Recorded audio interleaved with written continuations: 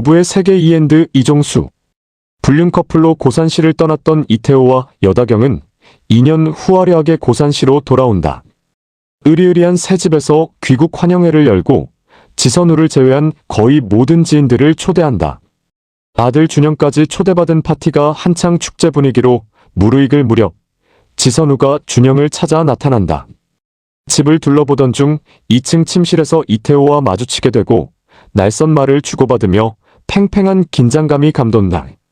한편 이태호의 접근 금지 명령 기한도 만료되어 이제 준영을 만나는 것이 법적으로 허용된 상태였다. 이태호는 본격적으로 지선우를 스토킹하기 시작하고 겁을 주기 위해 박인규를 사주한다. 혼자 있던 밤 집에 침입한 박인규의 위협에 지선우는 와인을 집어 던져 가까스로 위기를 모면한다. 소란스러운 소리에 놀라 나온 이웃 고예림이 범인과 마주치지만 얼굴을 제대로 보지 못한 채 경찰에 신고하고 CCTV를 살펴봐도 범인은 오리무중이다. 스토킹이 계속되자 지선우는 이태호의 사무실로 직접 찾아가 더 이상 그런 짓을 하면 가만두지 않겠다고 경고한다. 이 무렵 병원에 새 정신과 의사 김윤기가 부임한다. 이혼한 싱글남인 그에게 설명숙이 관심을 보이지만 윤기의 시선은 선우에게로 향한다. 학교에서 왕따를 당하고 피해망상 증세를 보이던 준영은 윤기에게 정신과 상담을 받게 된다. 윤기는 준영을 한동안 아버지 쪽에 보내는 것이 좋겠다고 조언하고 선우는 그 권고를 따른다. 전남편 집에서 지내던 준영은 학교에서 친구 물건을 훔치는가 하면 PC방에서도 도둑질을 하는 등 문제 행동을 보인다. 같은 여자친구를 두고 해강과 연적이 된 준영은 결국 해강과 몸싸움을 벌이다 상해를 입힌다.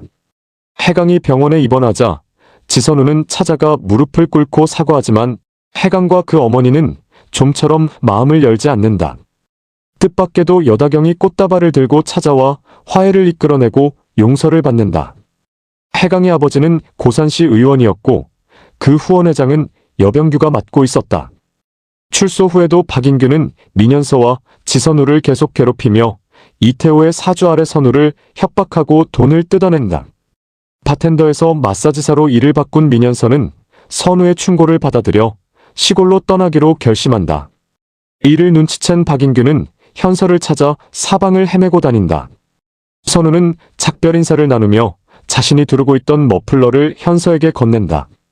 현서는 이태호와 실랑이를 벌이다 몸싸움으로 번지고 그 과정에서 이태호의 결혼 반지가 바닥에 떨어진다. 현서가 그것을 주워 달아나다 옥상까지 쫓아온 박인규와 마주치고 박인규는 옥상에서 추락해 숨진다. 이태호가 유력한 용의자로 경찰의 조사를 받게 되는 가운데 현서는 반지를 선우에게 건넨다. 사건 현장에 지선우도 있었지만 김윤기의 도움으로 그곳을 빠져나온다. 난처한 처지가 된 여병규는 손녀가 살인자의 자식으로 자라게 해서는 안 된다는 선우의 말에 움직인다. 현장 CCTV를 확보해 분석한 결과 박인규가 추락한 시각과 이태호가 옥상에 올라간 시각 사이에 차이가 있어 이태호가 범인일 수 없음이 밝혀진다. 그러나 경찰이 여전히 이태호를 유력 용의자로 지목하자 지선우는 그 시간에 이태호와 함께 있었다고 증언의 혐의를 벗겨준다. 이후 준영이 학교폭력위원회를 마치고 선우의 집에서 함께 식사를 하는 자리에서 선우는 계획적으로 이태호를 유혹하고 둘은 하룻밤을 보낸다.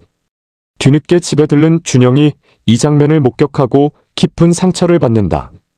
이태호와의 관계가 다시 얽히는 상황에서 선우는 여다경을 집으로 데려와 드레스룸을 보여준다. 여다경의 방식이 모두 지선우의 것을 그대로 따른 복사품이었음을 애둘러 일깨운 것이다.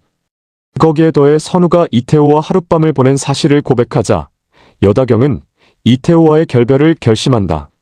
선우는 이태호의 공작으로 병원 부원장 자리에서도 물러나게 되고 진료에 대한 악성 민원이 잇따르면서 병원 내 입지까지 흔들린다. 삶의 환멸을 느낀 그녀는 마강석이 있는 부산으로 내려가 지내다가 어느 날 바다로 걸어 들어가 스스로 목숨을 끊으려 한다. 마강석의 연락을 받고 달려온 김윤기가 죽음 직전에 선우를 구해내 입원시킨다. 설명숙에게 소식을 전해 들은 이태호도 부산으로 내려오지만 한 발 늦었고 멀리서 김윤기의 뒷모습을 바라보다 발길을 돌린다. 고예림은 결국 남편의 외도를 더 이상 참지 못하고 이혼한다. 이태호는 자신의 속셈을 꿰뚫어본 여병규와 여다경에게 이혼을 당하고 가방 하나만 남겨진 채 알거지 신세가 된다. 카드도 막혀버린 그는 모든 것이 지선우 탓이라고 여기며 그녀를 집요하게 괴롭힌다. 급기야 준영을 몰래 데려가기까지 하자 선우는 이태호를 설득하기 위해 가족 식사 자리를 마련하며 회유를 시도한다. 그러나 자포자기 상태에 빠진 이태호는 차도로 뛰어들어 자살을 시도하다 가까스로 목숨을 건진다.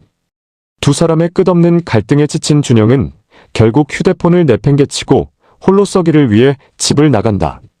얼마 후 집으로 돌아온 지선우는 아들을 기다리며 하루하루를 이어가고 이태호는 시나리오를 쓰며 재기를 준비한다. 이렇게 부부의 세계는 막을 내린다.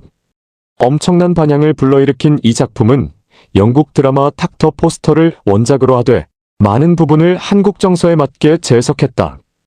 기존 드라마의 해피엔딩과는 거리가 먼 좀처럼 납득하기 어려운 결말로 끝을 맺었지만 그것이 오히려 현실의 복잡함을 담아낸 것이라는 평가를 받기도 했다. 김희애란 배우가 이번에는 불륜녀가 아니라 정숙하고 현명한 아내로서 가정을 지키고자 하고 아이를 지키고자 하는 한국형 어머니로 변신한다. 내 남자의 여자에서는 화려한 불륜녀로서 연기를 보여주었던 것과 대비된다. 오늘날 우리 사회에서 불륜은 색다른 소재가 되지도 않는 세상이 되었고 이제는 간통죄까지 폐지되어 기껏 불륜을 단죄할 수 있는 것이 고작 상간녀 소송을 통한 손해배상, 청구의 민사상 소송으로 법적 조치를 취할 수밖에 없는 세상이 되었다. 한 사람으로서의 생애의 중요한 부분을 차지하는 부부관계. 부부의 세계는 많은 변화와 인식의 차이를 가져오기도 했다. 모쪼록 한평생을 살면서 원만하고 화목한 가정을 이루고 일생을 산다는 것도 쉽지 않은 일이 되었나 보다.